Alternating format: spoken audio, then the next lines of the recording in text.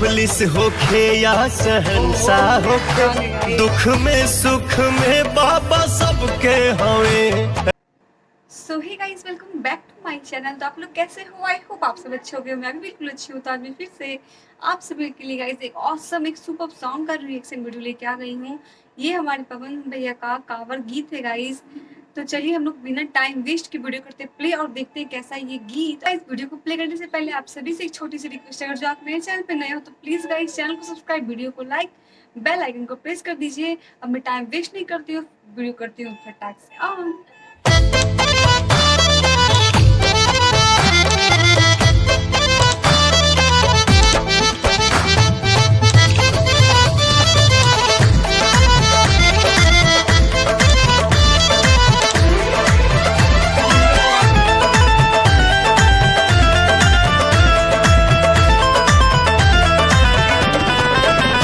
केहू मुफलिस होखे या शहंशाह होखे, केहू मुफलिस होखे या शहंशाह होखे, दुख में सुख में बाबा सबके हवे। राम रावण दोनों एक साथे पूजे, राम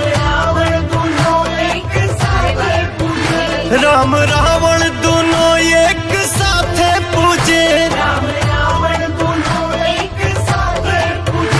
भोले दानी तो ज्ञानी गजब के हमें।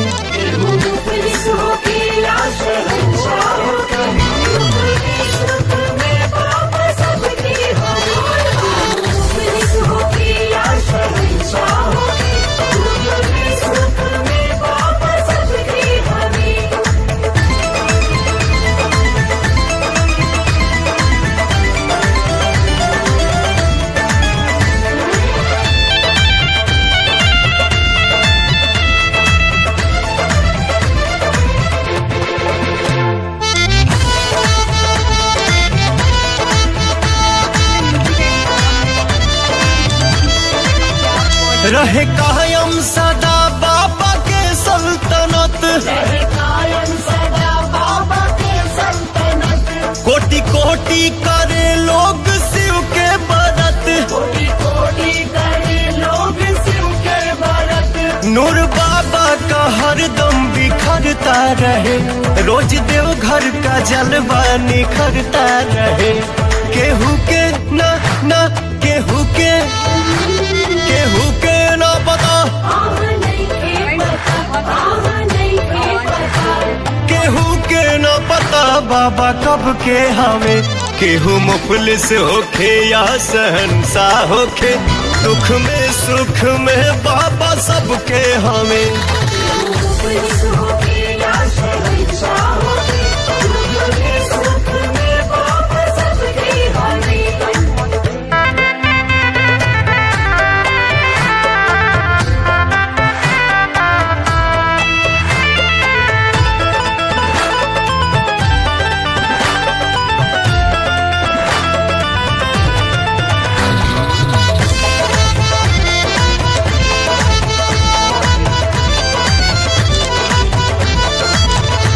जे पे नजरे इनायत का कर दे करम, ओके जन्नत मिले मीठे मन के भरम। ज्ञान दीपक दिल में जराए नहीं, हाँ बाबा का कोई भी पाए नहीं। न पानी हवा न पानी हवा बाबा तब के हमें। केहू मुफलिस होखे या शहंशाह होखे, दुख में सुख में बाबा सबके हमें।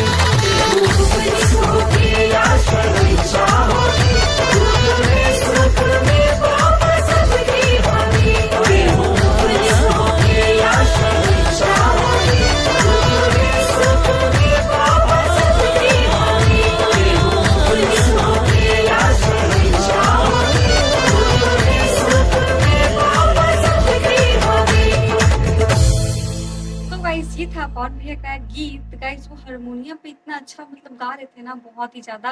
उनका आवाज़ भी आप सभी को पता है बहुत ही सुरीला, बहुत ही अच्छा है। मुझे बहुत अच्छी लगी गाइज़। आपको मेरी रिएक्शन कैसी लगी प्लीज़ कमेंट कीजिएगा।